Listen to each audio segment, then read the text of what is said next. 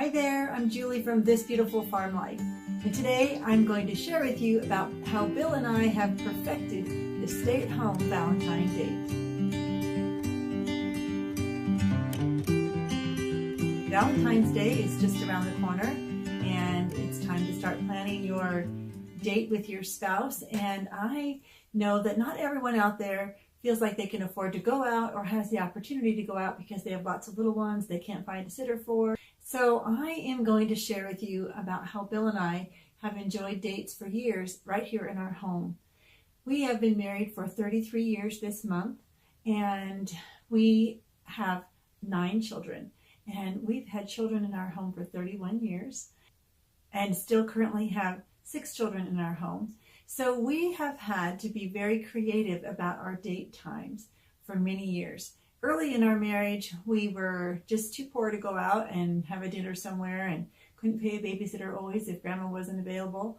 So we started having what we call stay-at-home dates. And when we first started, we called them blanket dates.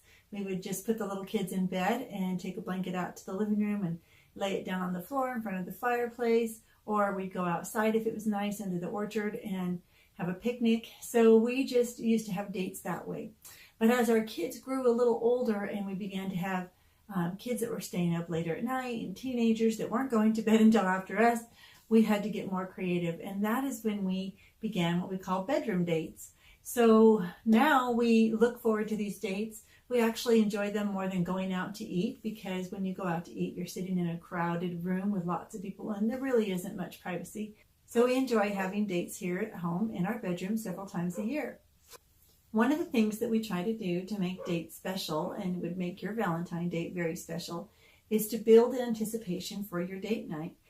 We like to leave little post-it notes or send a text or a little card here and there reminding the other spouse that we're looking forward to dinner together and our date night. So we just kind of build that anticipation with little love notes to each other. We also make it a priority to have our room really clean and tidy and decluttered. And we do this pretty much all the time because in a busy home with still 6 children at home right now, we don't have a lot of places that we can go and have time to just talk or be alone for even 5 minutes.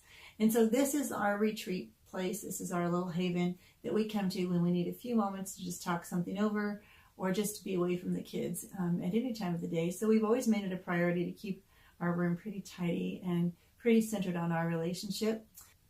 But if you're going to be having Valentine's dinner in your room, it's even more important to have a clean, tidy room that's all set aside just for time together. And then you also want to be sure to plan ahead if you have children at home and make sure that there's dinner early for them, that they have a bedtime routine, that the ones that are a little bit older know what their expectation is, so they're off in their rooms alone doing something quiet for the rest of the evening so you're not interrupted. And then you want to set the scene. So we actually bring in a little country table that I have, a little fold-up table and some chairs, and we set the table pretty and bring out the pretty dishes and the wine goblets and put flowers on the table and make everything really special, just like as if we were going to dinner at a restaurant, and it would be pretty there too. We put candles on the table, we play soft music, we always be sure to decorate our room with little signs like this one that talk about love. We have these in our room all the time, several of them all around the room. We put out pictures of us as a couple in our room just to remind us that we are a team and a couple and this is our love space. And then if you have a fireplace in your room, what a fun way to set your table up in front of your fireplace. Now we don't have a fireplace in our room, but a few years ago we bought a little infrared fireplace heater.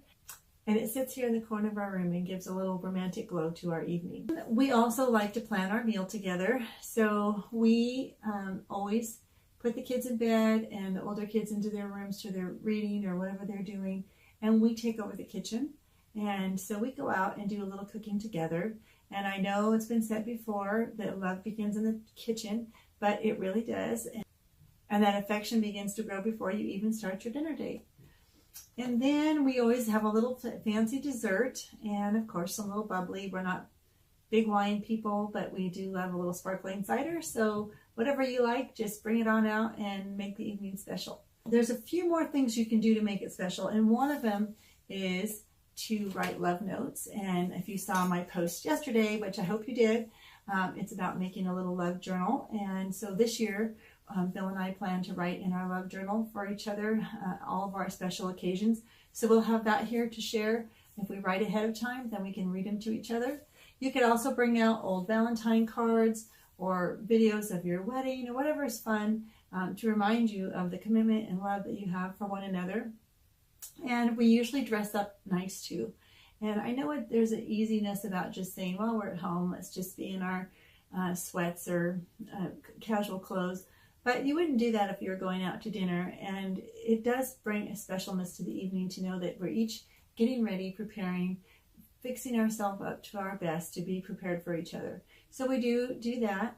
And something else that we always do when we go out to eat or whether we're at home is we love to hold hands while we're having a special dinner together. So I know you have to have one hand to eat, but you always have at least another hand empty. And so we try to make it a priority to hold hands as much as possible. So that's our stay-at-home Valentine dinner plan. And I hope that if you don't have plans to go out, you can plan a special evening for a stay-at-home date with your spouse also.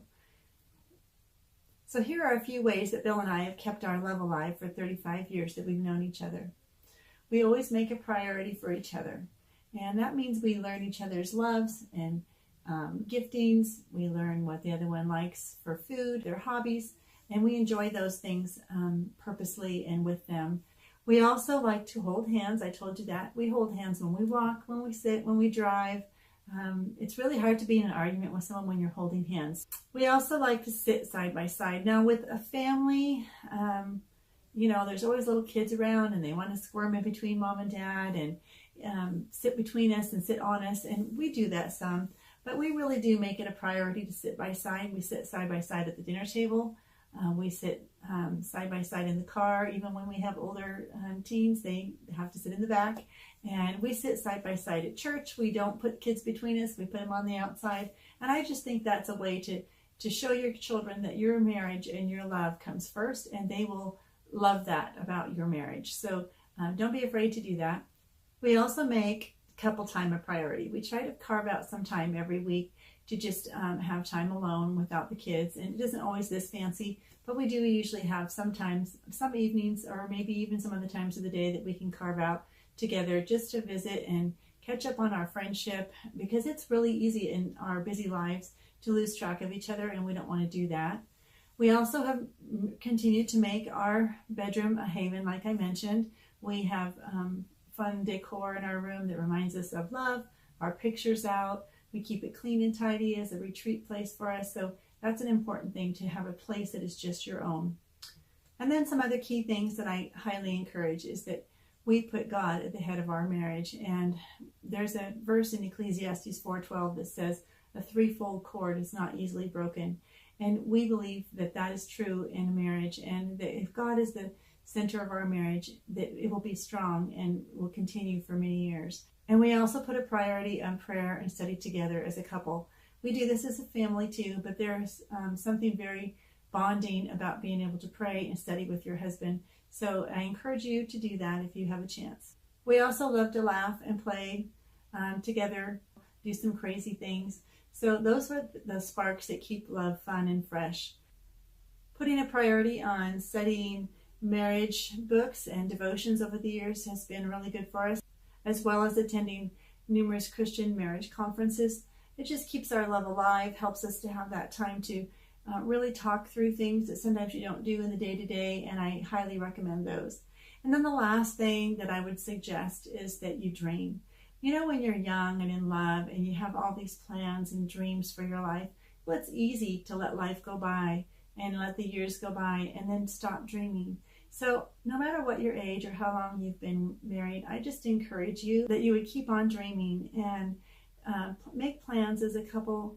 Plan for the day that you will be retired, plan for the day that you'll be alone in your home, and just keep on dreaming together of what you want to do in the future, so that you have a vision ahead of you always being together doing things. So I hope you enjoyed this little video about a stay-at-home Valentine date, and that you can glean something from this to make some special times for you and your spouse in your home. And if you haven't already, click on through to my blog so you can read about day 2 of our Valentine blog hop that I'm doing with several other great bloggers that I've met. And they're all doing posts on Valentine's today, and some of them were yesterday. So if you missed my post yesterday, you can check that one out too. It's about making a couple's love journal. So click on through to those links, and then be sure to hit that subscribe button and come back and join me here in the farmhouse again for fresh, nourishing food, wholesome living, and simple farmhouse beauty. Bye now.